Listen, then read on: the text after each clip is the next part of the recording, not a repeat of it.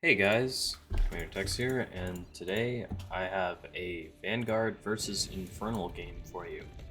I'm going to be our red Vanguard in the top left, top right, versus our blue Infernal in the bottom left. So I'm gonna come over here and just start being irritating with the dog. As soon as it's at low health, we're gonna leave, go get the flower, come on back. Looks like he's doing an Iron Vault opening, and I'm going to be CC first fast expanding. He pops a Brood immediately and instantly turns it into Fiends. I've seen some people do this, and I think I like it better versus other Infernal players, because the dog is already kind of a counter to this. The dog can't beat the two Fiends in a heads-up fight, and the Fiends can cover for the base, but when they try and go in and attack, they can't... if you micro the dog and the Bobs well, they can't actually do anything, because this can get healed by the Bobs.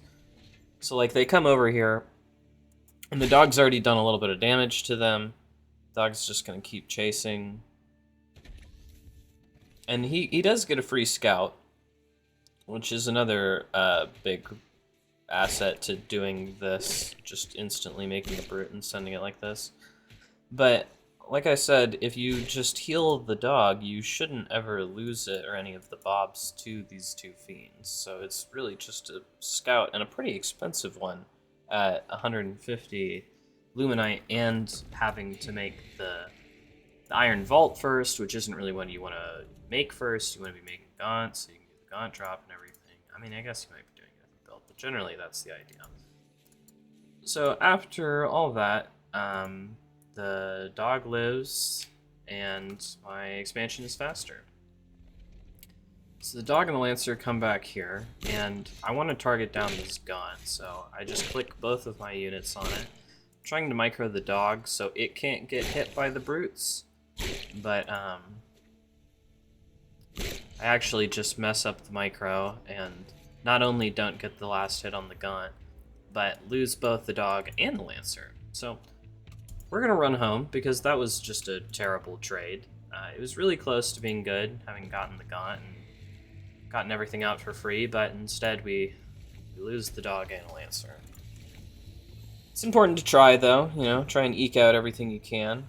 We're gonna go ahead and take a third base now. He's got somewhat of a pretty intimidating army compared to mine, because mine is the 3 Lancers, and 2 of them are in turrets. We're gonna go ahead and get another turret over here. A turret per base is pretty solid defense, and these are the spots that I've really liked to make. This is a great defensive wall at the front. This one doesn't matter as much, but this is a good spot to defend both, and then I really like making another wall over here. This guy is a bit of what we would call an ogre gamer. He is going to make a big army, and then he's going to attack me with it. And there's not going to be a ton of finesse to it, but we're going to do it anyway. So he just walks past the turret. Totally legitimate play. You would not really want to mess with that. However, there is another turret over here. So we put the Lancers in front of it, and it just starts going to town. There's not much to commentate on this, so I'll just let you listen.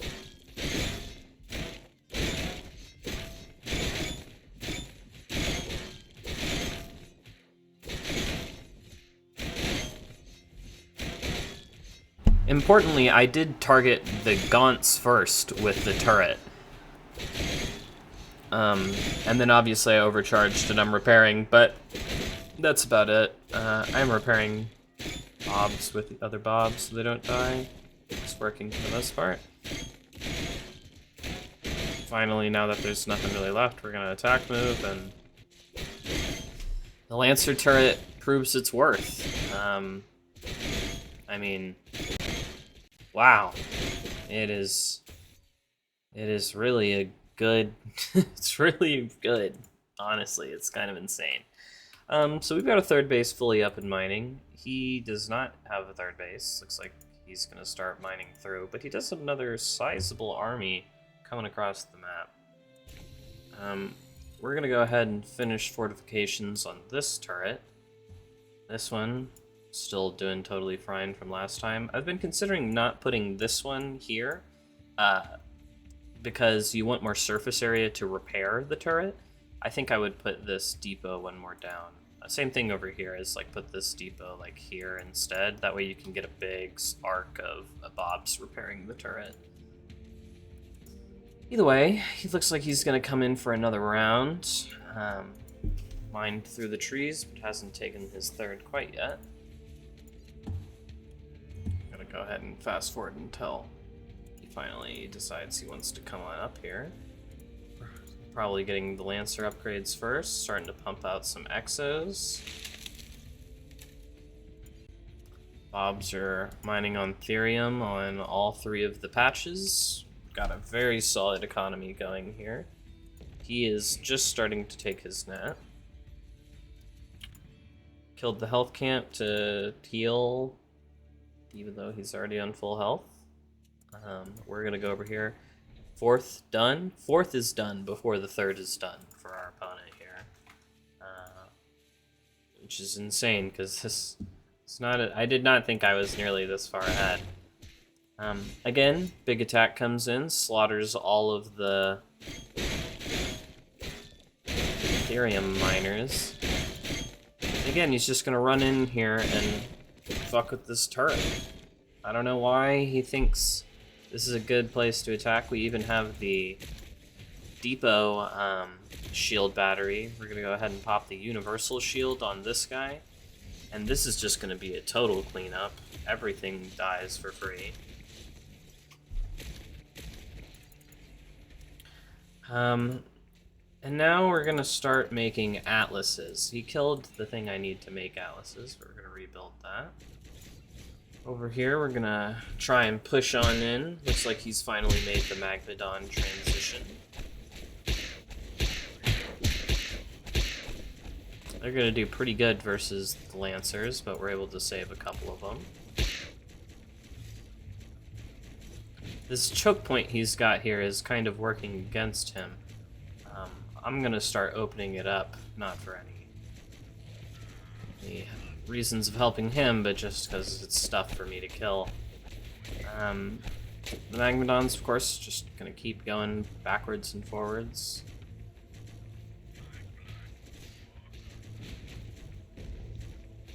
Just gotta make sure that the Magmadons never get to touch your bio.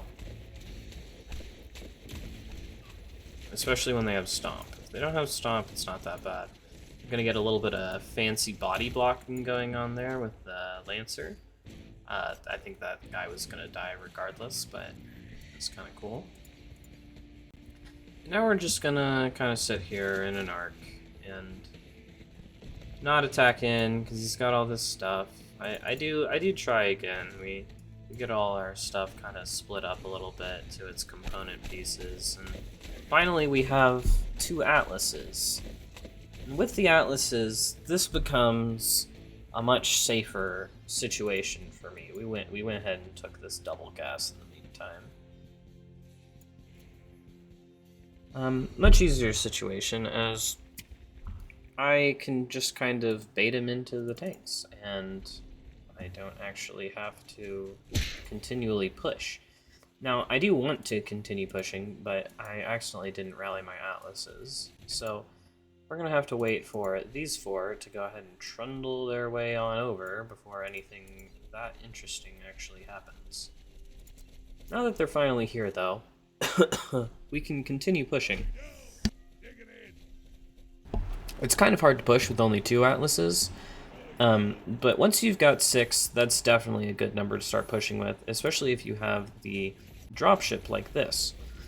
Now, again, I am pretty far ahead, but this is a good way to finally kill someone who's really turtling up like this, is to set up a big spread, put atlases everywhere, and then slowly drop them forward to bait them into an attack, and then go back and keep everything spread. You gotta make sure everything's spread, or else a Magmadon drop like this might be able to stop you. But if you've got it all spread enough and you use your shields correctly, enough atlases spread with exos all throughout it will just kill just about anything. Short of the Hellborn, I guess, but yeah, Hellborn are probably the biggest problem with this strategy, but everything else has to walk into range of the Atlases, and the Atlases will just kill them. Hope you all enjoyed. I'll talk to you later.